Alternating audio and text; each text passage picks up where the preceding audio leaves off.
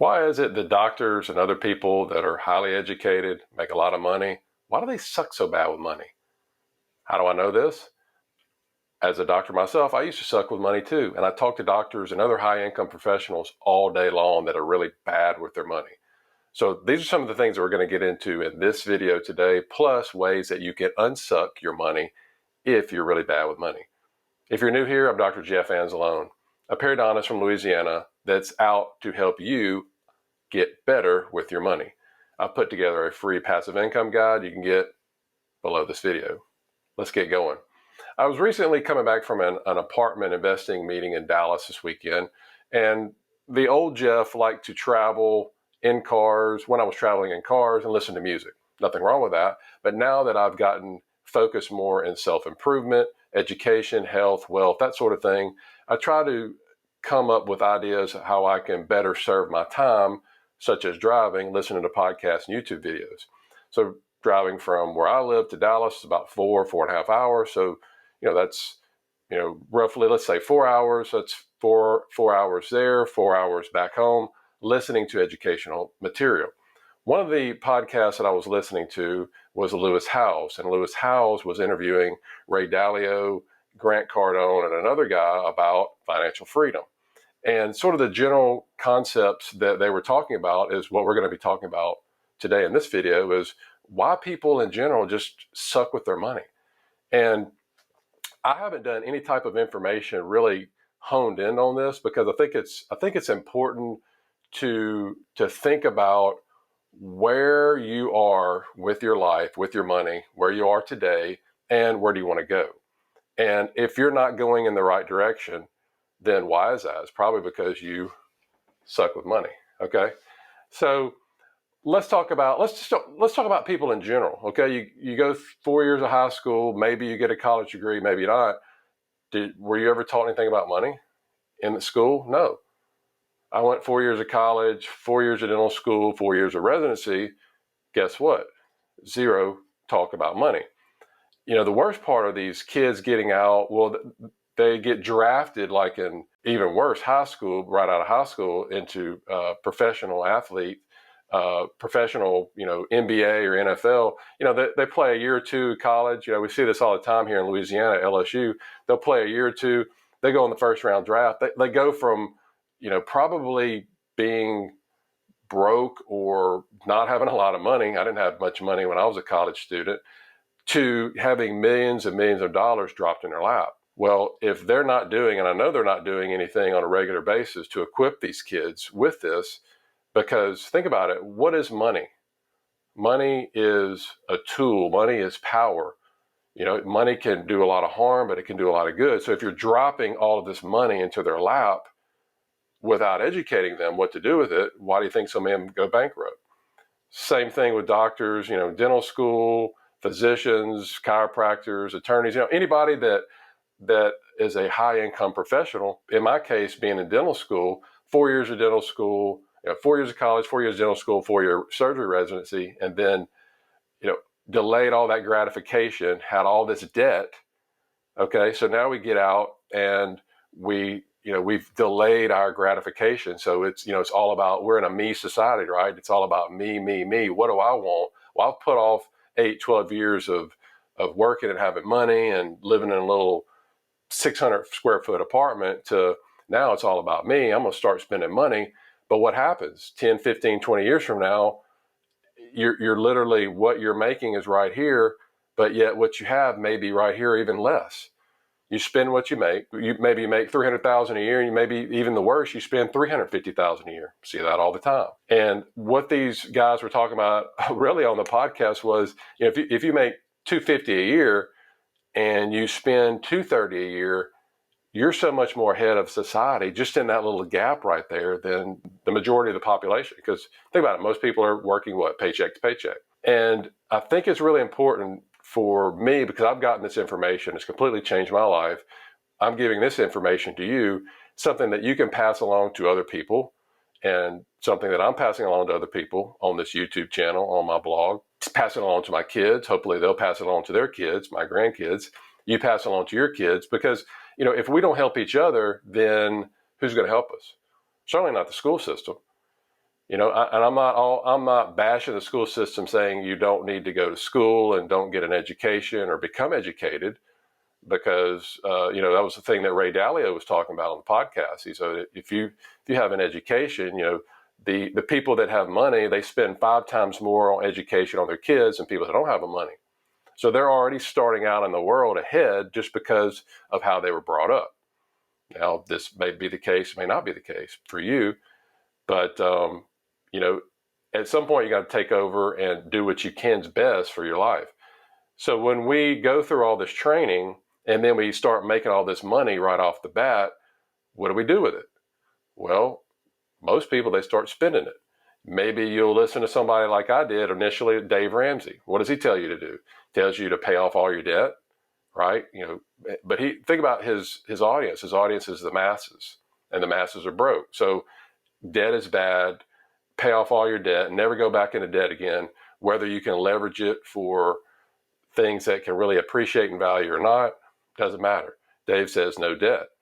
Dave says emergency fund, get out of debt, 401k, look at how the millionaire next door live very frugally, work until you're 65 or 70, and then that's it.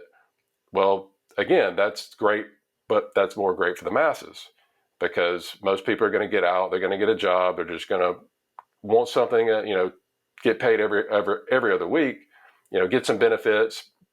Remember, we talked about the cash flow quadrant with Robert Kiyosaki, is how we make money.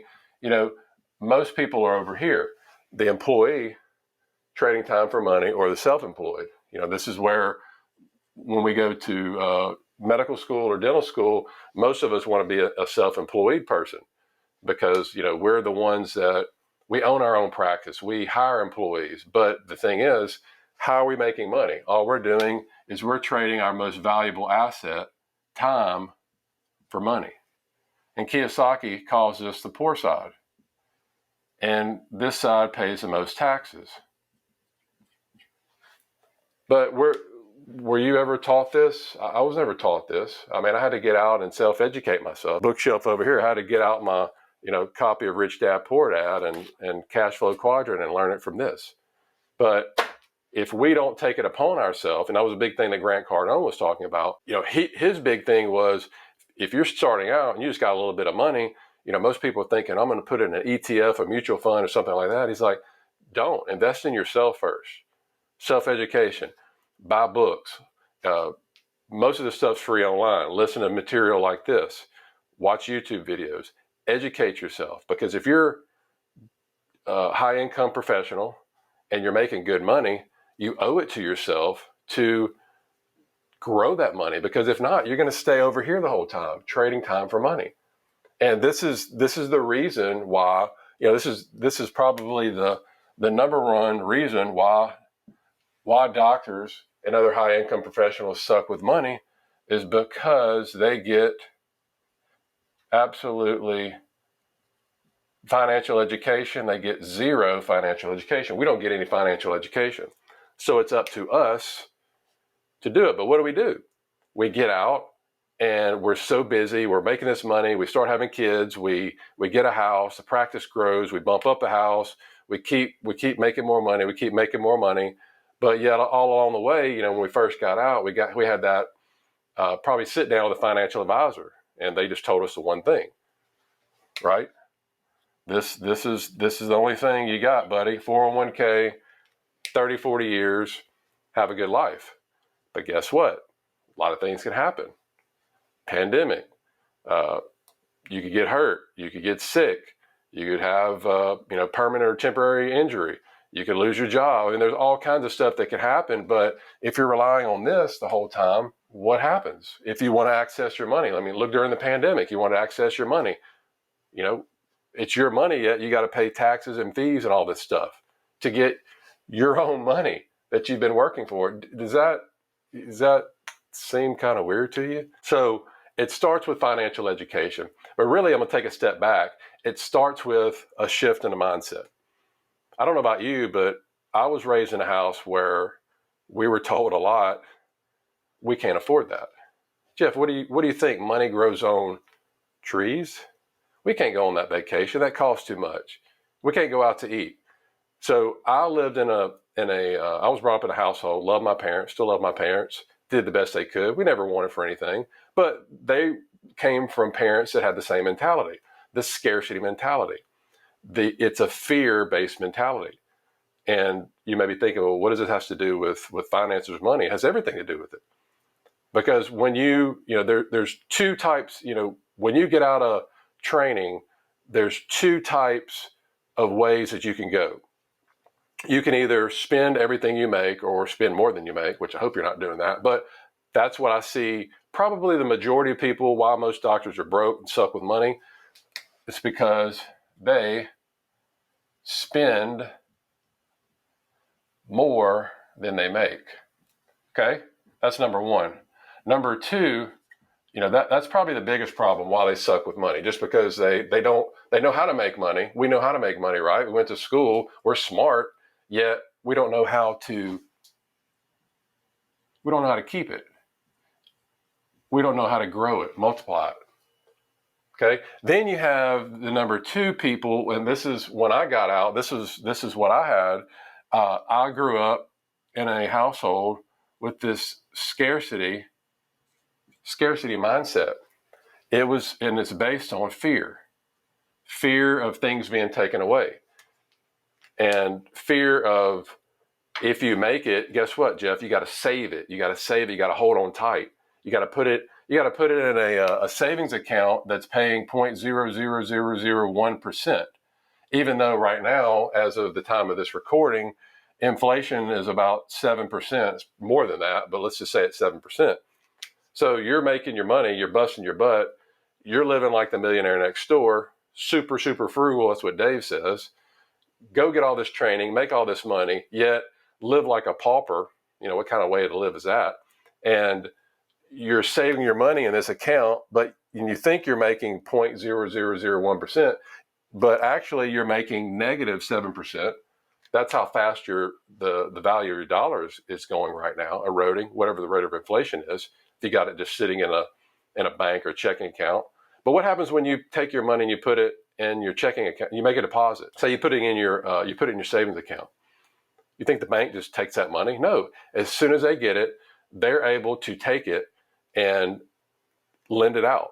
I believe 8 or 9 times, whatever it is. So if you've got $100,000 and you've put that into your savings account, you got $100,000. They can put out loans for $900,000 with your money. What are they telling us to do? The banks are telling us to save our money, but what do they do with it? They don't practice what they preach, right? Because they know how to make money. They take our money and they go leverage it to make to make them money from loaning it out. So think about that. So it starts with the mindset shift. So if you were raised with this scarcity mentality that you had to hold on to everything, it's all about fear. It's all about if we don't if we go out to eat or something like that, then the world's going to come to an end, which we know is not right. But we just have this scarcity mentality. There's only so much money to go around. But when you shift to an abundance mentality, and the majority, when I started investing in real estate, all these conferences I went to, all these books that I started reading, that was everything that they started talking about. Chapter 1, session 1, whatever. It was all about this shift. I'm like, why do they keep talking about this? But think about it. If you're 100 pounds overweight, and if you keep doing the same thing in your life and you don't make a shift, a change in your mindset, you're going to keep going to McDonald's 3 times a day. You're going to keep drinking a case of Coca-Cola a day, smoking cigarettes, whatever. Are you ever going to lose that weight? No. But guess what? Once that person gets it right here and they make that shift, that I'm going to not go to McDonald's, I'm going to drink water, I'm going to start eating some vegetables and fruit, I'm going to get up off the couch and walk down the street to the stop sign and come back, guess what starts to happen? They start seeing a change. So if you're doing the same thing with your money, yet you're not getting ahead, well, guess what? Something's got to change, right? Isn't that the definition of insanity? Keep doing the same thing over and over and you expect different results? Not going to happen. So until you make that shift if this is you, if you got that scarcity mentality, you shift to this abundance mentality, which we learn about a lot when we're talking about investing in things like real estate, things that cash flow. And probably one of the, and I've saved this nugget to the end on purpose, because if you stay with me to the end of this video, then that means you're really serious. And what I wanted to tell you was something, and most of the stuff that they were teaching at this apartment meeting in Dallas, I'd heard most of it before, but it's always good to be around people, connect with people, to be around other like-minded people, just to see out there that there's a lot going on out there than what the news really tells us to believe. There's a lot of wealthy people, they're investing money, they got money. But one of the things that was told that I knew about, but it really put things in perspective, that I think it would help you to quit sucking so bad with your money, is instead of doing the 401k investing, focus on, and this is great because we're in this huge inflationary environment right now, focus your money, everything you can, focus on investing in assets that are cash flowing, that are producing more income. They're producing more income faster than the value of your dollar is declining. Pretty simple, right? So you're investing in things that are going up in value, that are either appreciating or are producing more money than what your dollar is doing, as in declining from inflation. Perfect example, when I was driving back, I was thinking about what could be, I learned like in pictures and video, that sort of thing. You think about it. Remember the old Indiana Jones movie where, he's got the hat on, and he's got the girl, and he's running, and the big ball's behind him and it's rolling towards him. So think about this. Think about that big ball rolling behind him is inflation. And it's coming for you, and it's coming for us, and it's coming for him, and it's always there. Okay? And as long as we're running, that means we're staying ahead of inflation. We're investing in things that are staying ahead of the inflation. Inflation is coming for us. But what happens when you invest a savings account? Here's the ball. Here's the ball. Here's you. Well, it's going. Well, you quit investing in cash flowing assets. You invest in a savings account. That ball keeps going. Boom. It runs over you and it keeps going. So you're squished. You're done. I thought it was a very simple concept, yet very powerful. So if you could focus on things that are cash flowing, my favorite is real estate syndications, because to me, being a passive investor where I can keep doing what I'm doing, what I know best, what I've spent all this education on, depending on whatever your job is, that's your biggest wealth building tool. Your biggest wealth building tool is your income. Why? You spent a lot of time, you spend a lot of money on. So anything that you do that takes you away from this. So if I went out right now and I started trying to buy apartments or self-storage or something myself, then it's going to take me away from this. It's going to take me away from my family, and it's going to start spreading me thin. Well, focus on you doing what you do best for your income. And if you're a doctor, you focus on treating patients, you focus on getting better, learning the new technology, new procedures, so you can increase your income. You increase your income, you can provide more value to your patients. You provide more value to your patients, you can charge them more or less. More, right? So basically, the more that you make, the more that you can invest in these cash flowing assets, cash flowing properties. And that is the key to not sucking with your money. If you want to learn more about real estate syndications, my favorite investment, especially for those busy professionals, check out this video over here. I'll see you.